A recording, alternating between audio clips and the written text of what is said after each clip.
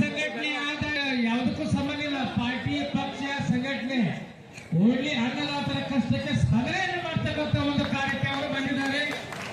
ಆ ಪರಮ ಪೂಜೆಯನ್ನ ಸತ್ಯ ಗ್ರಾಮದ ಸಮಸ್ತ ಗ್ರಾಮಸ್ಥರಿಂದ ಸ್ವಾಗತವನ್ನು ಮಾಡ್ಕೊಳ್ತಾ ಇದ್ದೀವಿ. ಅಲ್ಲಿ ಬ್ಯಾಲೆನ್ಸ್ ಹೇಳ್ತೀನಿ ಸ್ವಲ್ಪ.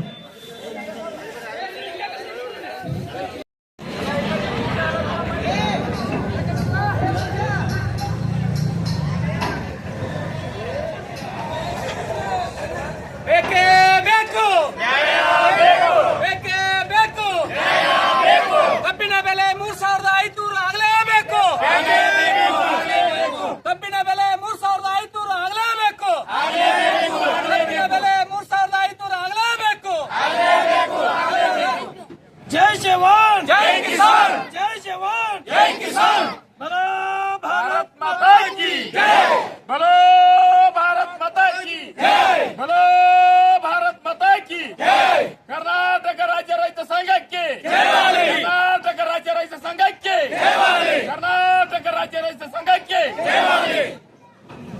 ಈ ಸಂತರು ಕೇವಲ ಒಂದು ಮಠ ಮಾನ್ಯಗಳಿಗೆ ಸೀಮಿತವಾಗದೆ ಈ ಒಂದು ರೈತಪರ ಹೋರಾಟದಲ್ಲಿ ನಿರಂತರವಾಗಿ